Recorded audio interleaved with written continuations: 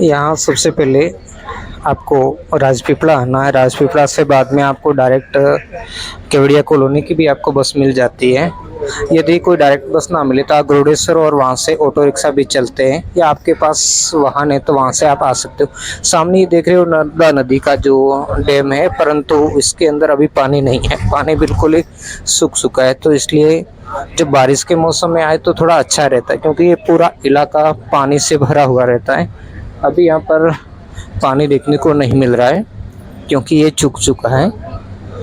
अभी हम आगे बढ़ेंगे तो यहाँ सबसे पहले आपको आने के बाद या तो आप ऑनलाइन टिकट परचेज कीजिए, या फिर टिकट विंडो से। टिकट विंडो पे आप जाओगे तो वहाँ पर आपको सिर्फ आपको डेबिट या क्रेडिट कार्ड से ही आप टिकट ले सकते हो, या कैश में किसी प्रकार का टिकट आपको प्राप्त नहीं होता है। और उसके बाद में वहाँ से आपको इलेक्ट्रिक बस के अंदर आप जाएंगे, या फिर आपसे यहाँ से पर्सनल जो ऑटो भी यहाँ पे किराए पे मिलते हैं उनको आप ले सकते हैं। अब हम बढ़ रहे हैं, अगर आप देख रहे हो आगे आपको जो मूर्ति आपको दिख रही है सरदार वल्लभ भाई पटेल की, उसी तरफ हम रास्ते से आगे बढ़ रहे हैं। यह अलग अलग कैटेगरी है, जिसके अंदर आपको हाईएस्ट 1030 रुपये, बड़ों के लिए 16 वर्ष से अधिक उम्र से लेकर 380 रुपये एंट्री की, 150 रुपये फीस है, जो इन दोनों कैटेगरी के अंदर शामिल है। इसके अलावा यहाँ पर जूलॉजिकल पार्क है, वहाँ जा सकते हो। कैक्टस गार्डन्स है, तितली का गार्डन है, न्यूट्रिशन पार्क है, बहुत कुछ यहाँ पर आपको देखने को मिल जाता है। तो ये सामने से जो बस निकली, ऐसी बस में ही हम अभी सवार है। इसमें हम सभी बैठ कर के अलग अलग स्थानों पर हमें विजिट करने के लिए ले जाया जाता है। अभी गर्मी के मौसम के अंदर उतना आनंद नहीं आता है जितना बाकी मौसम के अंदर आपको देखने को मिलता है। बारिश के मौसम में थोड़ा इलाका पूरा हरा भरा रहता है। ये जो आपको पहाड़ी क्षेत्र दिख रहा है आगे, अभी गर्मी का मौसम है इसलिए बिल्कुल सूख चुका है, पेड़ों से पत्तियां झड़ चुकी है, तो उतना हरा भरा इलाका नहीं दिख रहा है। और नदी के अंदर जो नर्मदा नदी है उसके अंदर भी अभी आपको पानी नज़र नहीं आ रहा, क्योंकि खड्डे ही खड्डे आपको भी दिखाई दे रहे हैं। ये मूर्ति के हम बिल्कुल अब नज़दीक आ चुके हैं। आप देख रहे हो सामने जो सरदार वल्लभ भाई पटेल की, जिसे स्टैच्यू ऑफ यूनिटी कहा जाता है। तो चलते हैं आगे और क्या क्या दृश्य हैं उनसे आपको परिचित करवाते हैं। क्या क्या हम विजिट करेंगे उन सब की डिटेल्स आपको इस वीडियो में आगे देते रहेंगे। तो वीडियो को लास्ट तक आप ज़रूर देखें, और चैनल पर पहली बार आए तो चैनल को सब्सक्राइब करना ना भूलें। और भी बहुत ही अच्छे वीडियो इस चैनल पर आपके अपलोड है, उन्हें अगर आपने नहीं देखा तो आप ज़रूर देख लीजिए। अब बिल्कुल ही हम मूर्ति के नज़दीक आ चुके हैं सरदार वल्लभ भाई पटेल की। ये आप देख रहे हो, इसी मूर्ति को हम देखने जाएंगे अंदर, और जो व्यू गैलरी है वहाँ भी जाएंगे, और उसके बाद में फ्लावर वैली ऑफ फ्लावर है उसको भी देखने जाएंगे। तो उन सब से आपको यहाँ पर परिचित करवाया जाएगा। तो मैंने कहा ना, ये जिस मौसम में मैं आया हूँ तो इस समय आपको नहीं आना। अभी जैसे आज मार्च महीने की 8 तारीख को हुई है, तो इस समय यहाँ पर पानी बिल्कुल भी नहीं है, तो थोड़ा मज़ा नहीं आ रहा है देखने के अंदर। तो आप इस तरीके का मौसम न चुने, जब यहाँ पर पानी वगैरह थोड़ा हो नदी के अंदर, तब बहुत ही अच्छा या मज़ा आता है घूमने के लिए। हाँ, तो अब लगभग हम एंट्री पॉइंट के पास में आ चुके हैं। विश्व वन सामने आप बोर्ड देख रहे हो, ये सारा दृश्य है। यहाँ पर सामने आपको स्टैच्यू ऑफ यूनिटी, और अलग अलग ये इसके किनारे आपको व्यूइंग पॉइंट में आप गैलरी में घूमने के लिए दृश्य आप देख सकते हो।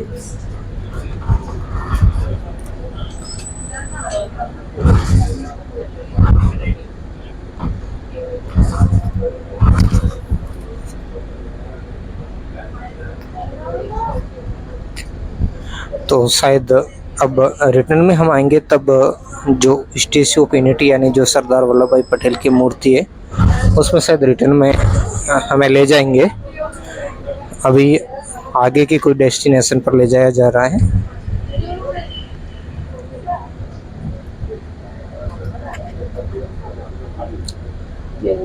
बहुत सारे व्यूज हैं। यहाँ तक भी आप अपने वाहन वगैरह भी लेके आ सकते हो। यहाँ ऑटो भी आपको मिलते हैं, तो दोनों तरफ से आप इस क्षेत्र में आ सकते हो। यहाँ पर सामने आपको पार्किंग भी दिखाई दे रही है।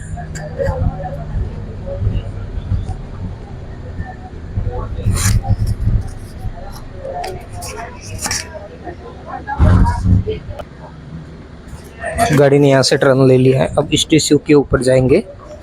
हाँ, आप देख रहे हो ना, अभी सामने की साइड में यहाँ पार्किंग के अंदर गाड़ी खड़ी रहेगी और हम फिर आगे घूमने के लिए निकल जाएंगे। यहाँ पर आप जो बस लगी होती है, टिकट लेने के बाद भले ऑनलाइन लो या यहाँ से आने के बाद भी अगर आप लोगे तब भी आपको पैसा क्रेडिट या डेबिट कार्ड से देना होगा। और उसके बाद में आप यहाँ पर जो आपको 2 घंटे का समय मिलता है, उस समय के दरमियान आप घूम सकते।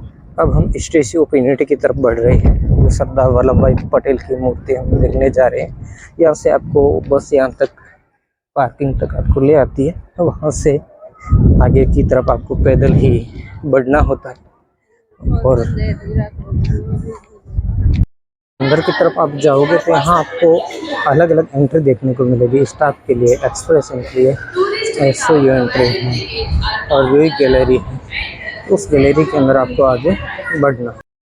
यहाँ सिक्योरिटी चेकिंग के बाद अंदर की साइड में आ चुके हैं, जहाँ पर आपको इस तरीके का गार्डन दिखेगा और यहाँ पर सेल्फी पॉइंट भी बना रखा है, जहाँ पानी के झरने भी बह रहे हैं। यहाँ से आप फोटो सेक्शन भी कर सकते हैं। अंदर आने के बाद ये सेल्फी पॉइंट है, इसके अंदर आप फ़ोटो खिंचवा सकते हैं। यहाँ फिर आपके समय इसका नज़ारा सेल्फी पॉइंट से जब आगे की तरफ बढ़ेंगे तो यहाँ पर आप देख रहे हो कि विविधता में एकता राष्ट्र अभिमान का प्रतीक है। यानी इसका उद्देश्य यहाँ पर लिखा हुआ है कि क्यों इसका निर्माण किया गया। The soil of nation is the Saul of nation, यानी हमारी भूमि हमारी राष्ट्रीय अस्मिता, एक भारत श्रेष्ठ भारत की थीम के साथ में। साइड में आप देखोगे तो इसमें अलग अलग भारत की भाषाओं के अंदर एक भारत श्रेष्ठ भारत का अंकन किया गया है। और यहाँ से आप एकता क्रूज से, जो अभी बंद है फिलहाल क्योंकि यहाँ पानी का भराव नहीं है, तो इसके द्वारा भी यहाँ फेरी आप निकाल सकते हैं।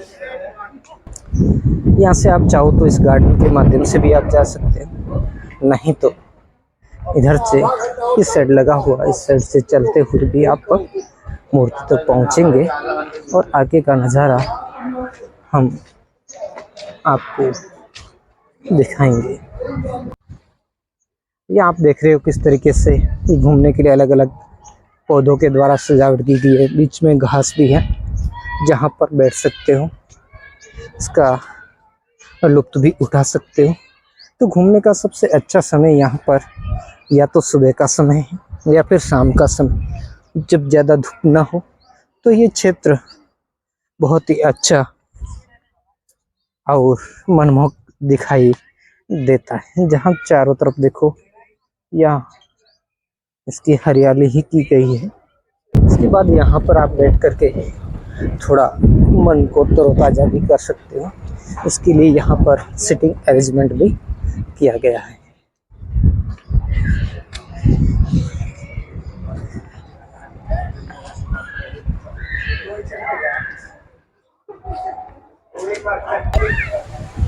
यहाँ से एक नया स्टेज शुरू होता है, जहाँ पर जैसे ही आप आते हो तो यहाँ पर आपको पानी की फुहारे भी आपका मन मोह लेते हैं, जो दिन के समय और ख़ासकर सुबह और शाम के समय काफ़ी आकर्षक दिखाई देते हैं।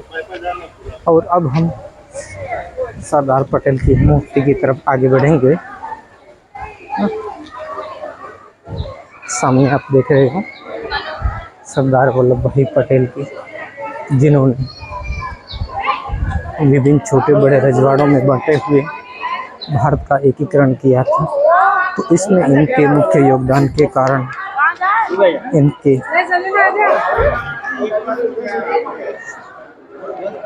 इस कार्य को सम्मान अर्पण करने के लिए इस स्टैच्यू ऑफ यूनिटी का निर्माण किया गया।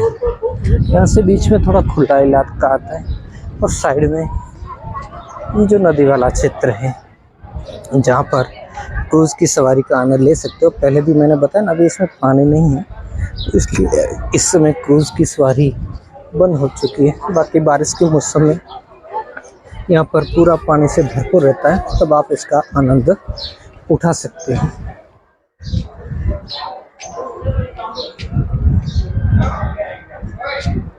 यहाँ पर आप चाहो तो पैदल चल सकते हो या फिर यहाँ पर आपको इलेक्ट्रॉनिक ऑटोमेटिक सीढ़ियाँ भी लगी हुई है, जिसके माध्यम से भी आप आगे बढ़ सकते हैं। तो हम जाएंगे इलेक्ट्रिक सीढ़ियों से, थोड़ा आगे बढ़ेंगे।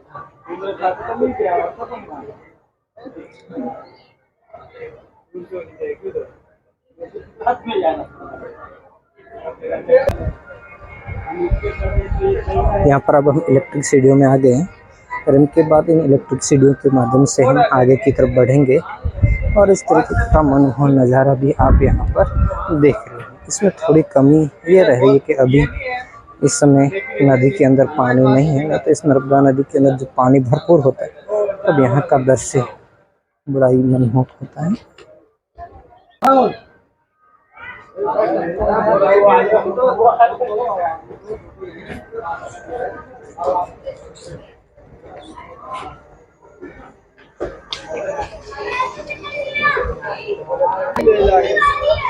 इस तरीके की यहाँ पर पूरे रेंज के अंदर ये फिर तीसरी सीढ़ी के अंदर हम आ चुके हैं इलेक्ट्रिक, जिसके माध्यम से आगे की तरफ हम बढ़ेंगे।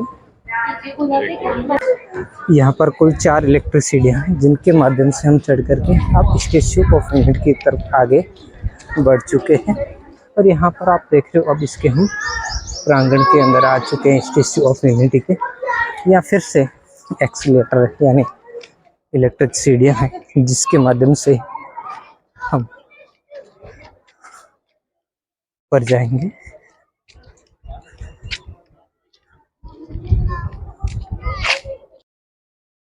गैलरी के अंदर एंट्री करते ही हम आ जाएंगे। तो इस तरीके का ये नज़ारा आपको देखने को मिलेगा यहाँ अंदर, जहाँ आपको सरदार पटेल से संबंधित यहाँ पर आपको अभिलेख भी देखने को मिलेगा, जिसमें अपने prime minister Narendra Modi desk पर बैठे हुए उनके साइन के साथ में यहाँ पर इस शिलालेख का अंकन किया गया और सामने सरदार पटेल की आप मूर्ति देख सकते हो।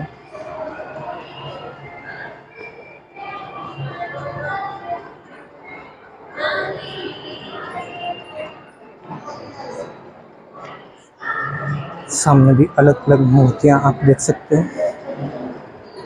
यही वो गैलरी है प्रदर्शनी जिसके अंदर लगी हुई है विभिन्न प्रकार के, यहाँ लोखंडी क्रूस की मूर्तियां साथ में लगी हुई है।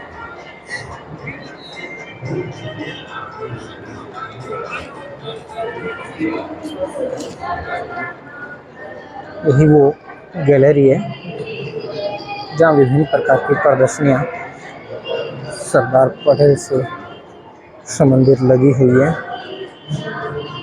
यहाँ थिएटर भी बने हुए हैं। फिर आगे हम व्यूइंग गैलरी की तरफ जाएंगे, वहाँ से लिफ्ट के माध्यम से।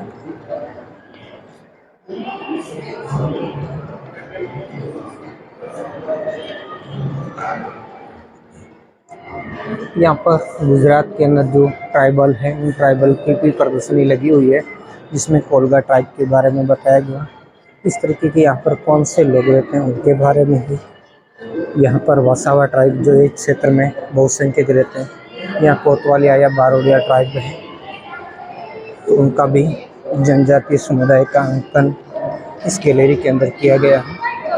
यहाँ पर जो यहाँ की ट्राइबल है तड़वी, जो भीलों की ये सारी उपजातियाँ तड़वी बसा हुआ उनका, और शूलपाणेश्वर जो यहाँ पर वन्य जीव अभ्यारण्य है उनकी भी प्रदर्शनी यहाँ पर लगाई गई है। इस क्षेत्र में कौन कौन से जीव जंतु पाए जाते हैं उसका अंकन इस गैलरी के माध्यम से किया गया है। यहाँ पर आप देख रहे हो कि सारे वन्य प्राणी इस क्षेत्र के अंदर पाए जाते हैं जिनको यहाँ पर दिखाया गया। अब इस गैलरी के अंदर की साइड में जाएंगे तो यहाँ पर भी विभिन्न प्रकार के पक्षियों का, फलों का और वन उपदा का यहाँ पर आप देख रहे हो केसुरा जो इस समय चारों ओर व्याप्त और धरती को केसरिया कलर से अंकित कर दिया गया है।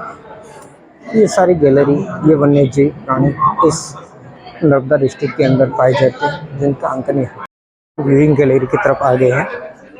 यहाँ से देखने के लिए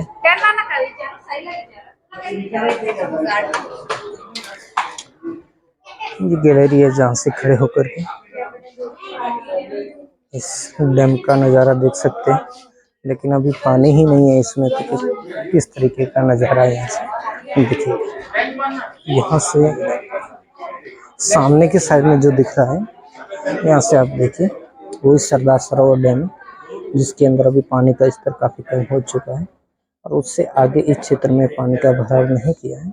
यहाँ से इस सारे क्षेत्र का निरीक्षण किया जा सकता है।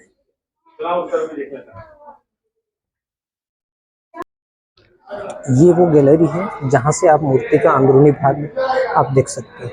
ये वही भाग है जो लोहे से बना हुआ है जिसके लिए भारत भर से हर घर से दान के अंदर लोहे को एकत्रित किया गया था और उसी लोहे से इसका निर्माण किया गया था। हालांकि कहा जाता है कि ये सारा जो लोहा है वो चीन से मंगवाया गया था और उस लोहे का इसमें उपयोग नहीं किया गया था। नीचे की साइड में आ चुके हैं जहाँ सरदार पटेल से संबंधित उनके समय की प्रदर्शनी लगाई गई है जिसमें वो कब जेलवास किया था, कब क्या किया था, कब कौन से संघर्ष किया था, उनकी सारी प्रदर्शनी यहाँ पर लगाई गई है। यहाँ पर आप देखो बाढ़ छोड़ो आंदोलन के समय उनकी भूमिका है, उनके सारे कार्यों को यहाँ पर रेखांकित किया गया है। स्वराज से संबंधित आंदोलन के समय यानी उनके जीवन के सारे प्रसंगों को यहाँ पर एक चित्र गैलरी के माध्यम से दिखाने का प्रयास किया गया है। यहाँ पर गांधी जी के साथ और भी बड़े नेताओं के साथ उनकी क्या भूमिका रही है। यहाँ पर देख रहे हो कि महात्मा गांधी जी के साथ सरदार पटेल के साथ में विचार विमर्श करते हुए यहाँ पर ये इनकी एक और मूर्ति है। इनके अंदर डिस्प्ले भी लगी हुई है जहाँ पर यहाँ के अलग अलग यहाँ की संस्कृति को बताया जा रहा है। यहाँ बहुत से सत्याग्रह के दौरान का विवरण दिया गया है।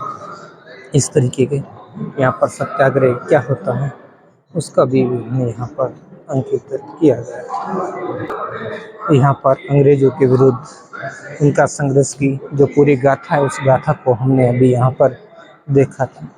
यहाँ पर काफ़ी बड़ी गैलरी है जिसके अंदर विभिन्न प्रकार के उनके दस्तावेजों का अंकन किया गया।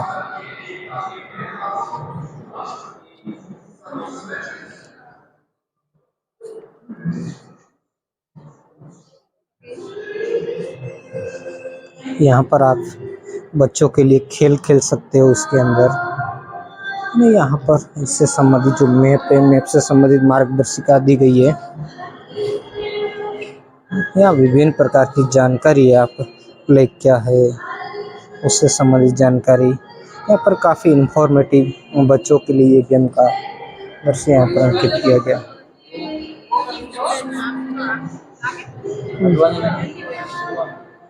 यहाँ पर जब लंदन से वकील बनकर वापस भारत लौटते हैं तो उनको यहाँ पर दर्शांकित किया गया है। यहाँ पर आपको एक थिएटर भी देखने को मिलता है जिसके अंदर सरदार वल्लभ भाई पटेल से संबंधित सारी जानकारी पिक्चर के माध्यम से आपको बताई जाती है। आप कुर्सी पर बैठ करके आप इसका आनंद भी उठा सकते हैं। या सरदार पटेल की मूर्ति के साथ में आप अपना फोटो ले सकते हो। वैसे खासकर यही है इस क्षेत्र में आपको आओगे तो विभिन्न प्रकार की वस्तु अलग अलग पोजीशन पर आप अलग अलग फ़ोटो सेल्फीज क्रिएट कर सकते हो। यहाँ पर के सामने इसके निर्माण से संबंधित जो पूरी गाथा है इस वीडियो के माध्यम से चला कर। तो यहाँ पर आस पड़ोस की जो ग्रामीण संस्कृति है उस संस्कृति को भी यहाँ पर दृष्टिगत किया गया है। नर्मदा क्षेत्र के लोग उनका क्या क्या व्यवसाय है उन व्यवसाय का अंकन यहाँ पर गैलरी के माध्यम से किया गया है। अब हम एक्सीलेटर के माध्यम से सरदार वल्लभ भाई पटेल की जो मूर्ति है उसके पैरों की तरफ जाएंगे। इस पूरी मूर्ति का व्यू और व्यू के उस नज़रिए से आपको अंकित करवाएंगे। हाँ, अब हम ऊपर के भाग में आ चुके हैं और यहाँ से इसके पैरों की ओर हम जाएंगे। ये बड़ा खूबसूरत दृश्य है। यहाँ पर ऊपर के भाग से मूर्ति का एरियल व्यू है। यहाँ से हम इसके पैरों की तरफ जाएंगे तो यहाँ से फिर से आपको आगे की तरफ बढ़ना है। फिर से यहाँ एक्सीलेटर इलेक्ट्रिक सीढ़ियाँ लगी हुई है। साथ में अगर आप चल के जाना चाहते हो तो मिलियन सीढ़ियाँ हैं इस साइड से ऊपर जाने के लिए और उधर लेफ्ट साइड से फिर नीचे आने के लिए एरियल व्यू है। यहाँ से आप को जो नज़ारा है वो भी आपको दिखाते चलेंगे।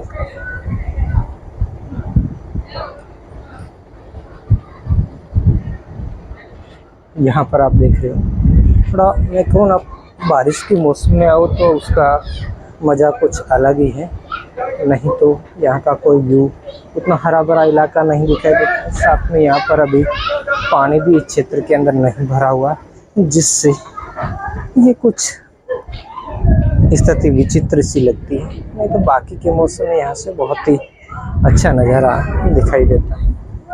अब यहाँ से फिर से एक दूसरी सीढ़ी से आपको चढ़ना होता है जिससे हम ऊपर की तरफ जाएंगे।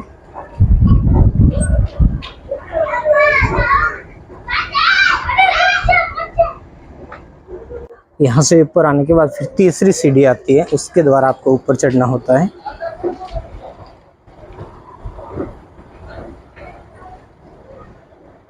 यहाँ से ये सामने व्यू गैलरी है जहाँ ऊपर आप चारों तरफ के दृश्य को देख सकते हो आनंदित हो सकते हो। यहाँ सामने आपको सरदार सरोवर डैम दिखाई दे रहा है। ऐसे ही चारों तरफ आप गैलरी बनी हुई जहाँ से आप इस चारों तरफ के दृश्य को देख सकते हो। यहाँ से फिर से इलेक्ट्रॉनिक सीढ़ियों के माध्यम से हम ऊपर की यानी जो मूर्ति है उस पटेल की उसके पंजों की तरफ जाएंगे।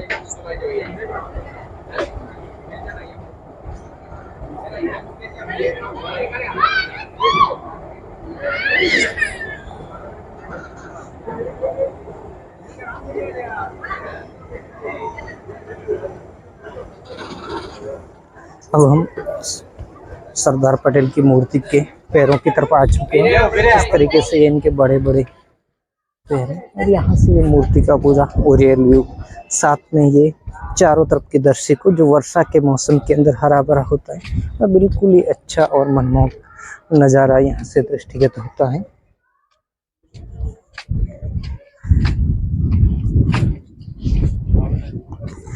अभी गर्मी का मौसम है और पतझड़ का मौसम है तो इतना कुछ हरा भरा दृश्य आपको यहाँ पर दिखाई नहीं देगा। यहाँ पर कहीं कहीं गड्ढों के अंदर ही नदी के अंदर पानी दृष्टिगत होता है। बाकी के मौसम के अंदर आप यहाँ पर काफ़ी अच्छा मनमोहक दृश्य नज़ारा आपको दिखाई देता है। तो सजेशन यही है कि बारिश के मौसम में ही आप यहाँ आया कीजिए।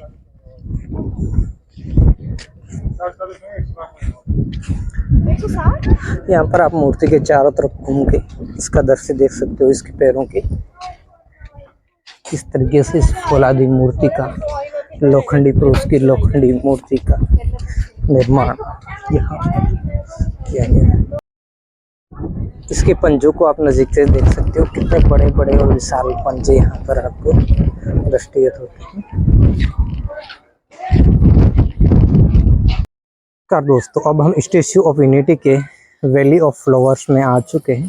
तो यहाँ आप देख रहे हो आप विभिन्न प्रकार के जो आर्टिफिशियल यहाँ पर फ्लावर्स लगाए गए हैं, और यहाँ पर विभिन्न प्रकार के जीव जंतुओं के भी आर्टिफिशियल्स जो इनकी आकृतियां हैं उनका अंकन किया गया है। साइड में यहाँ पर बैठने के लिए अच्छी तरह की गार्डन है। शाम के समय या सुबह के समय जब धूप न हो तब इस क्षेत्र में भी फिरने के लिए अच्छा रहता है, घूमने के लिए। यहाँ पर विभिन्न प्रकार के जो प्राणी हैं, वन्य प्राणी, उनकी आर्टिफिशियल आकृति और साथ में विभिन्न प्रकार की फ्लावर्स हैं जो रात्रि के अंदर उनके अंदर लाइटिंग होती है, तब यहाँ का नज़ारा बहुत ही खूबसूरत दिखाई देता है। हालांकि दिन में यहाँ पर कुछ उतना अच्छा आकर्षित कुछ दिखाई नहीं देता है।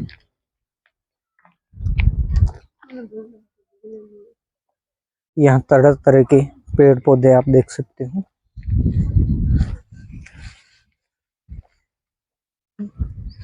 यहाँ विभिन्न प्रकार के फूल, इसी कारण इसके फूलों की घाटी के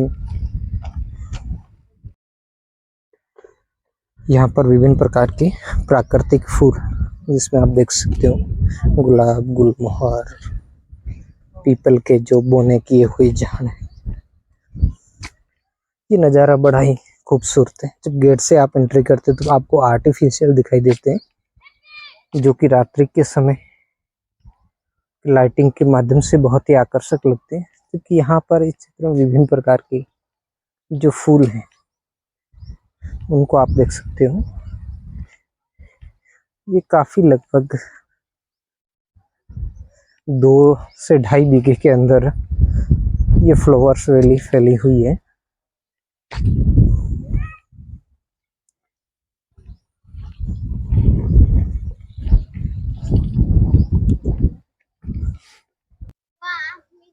अलग अलग टाइप के ये फूल है, जिनके ये फल भी आ चुके हैं।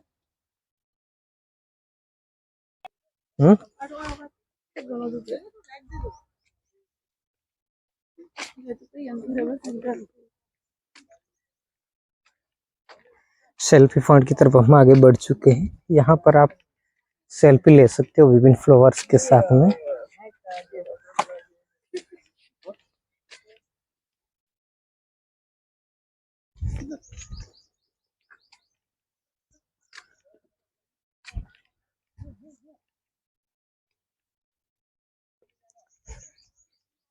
यहाँ पर ये बटरफ्लाई पार्क है, जहाँ पर कौन कौन सी बटरफ्लाई इन पेड़ पौधों के ऊपर रहती है उसको यहाँ पर बोर्ड के माध्यम से दिखाया गया है।